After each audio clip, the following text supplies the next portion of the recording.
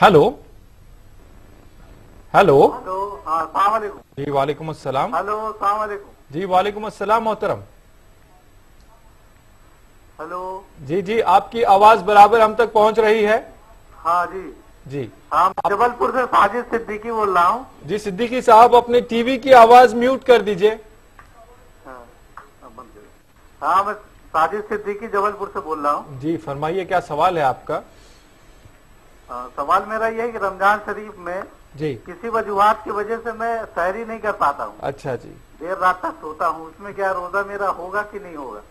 सहरी बिल्कुल ही नहीं करते हैं आप? नहीं करता हूँ, मतलब किसी वजह से देर रात तक सोता हूँ, फिर कभी उठ पाया कभी नहीं उठ पाया। अच्छा जी, बेहतर साहब, बहुत शुक्रिया भाई, आपने हमें कॉल किया जबलपुर से। आपके सवाल का जवाब जानते हैं मदनी साहब से। मदनी साहब। वालेकुम अस्सलाम वरहमतुल्लाहि वबरकातुहू। सहरी की काफी फजीलत आई है सूरह बकरा सूरह नंबर 2 आयत नंबर 187 में।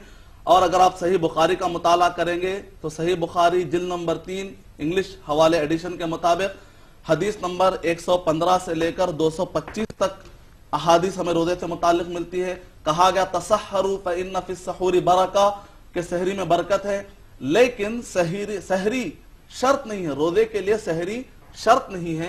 बड़ी फजीलत है, बड़ा सवाब वाला अमल है। अगर आप करते हैं तो आपको अल्लाह सुब्हानहू तआला की बरकत मिलेगी, नेमत मिलेगी। लेकिन बगैर सहरी के भी अगर आप सोने से पहले नियत कर लेते हैं कि कल मुझे रोजा रखना है, तो असल चीज नियत है। अलबत्ता अगर आप सहरी करते हैं तो आपको सवाब मिल जाएगा, बरकत मिल जाएगी। लेकिन अगर सहरी आपसे छूट जाती है जानबूझकर या अनजाने में, उससे रोजे पर कुछ भी असर नहीं पड़ता। आप रोजा रख सकते हैं, बगैर सहरी का भी रोजा मकबूल हो जाता है, लेकिन सवाब कम हो जाता है। उम्मीद कि आपका जवाब मुकम्मल हो।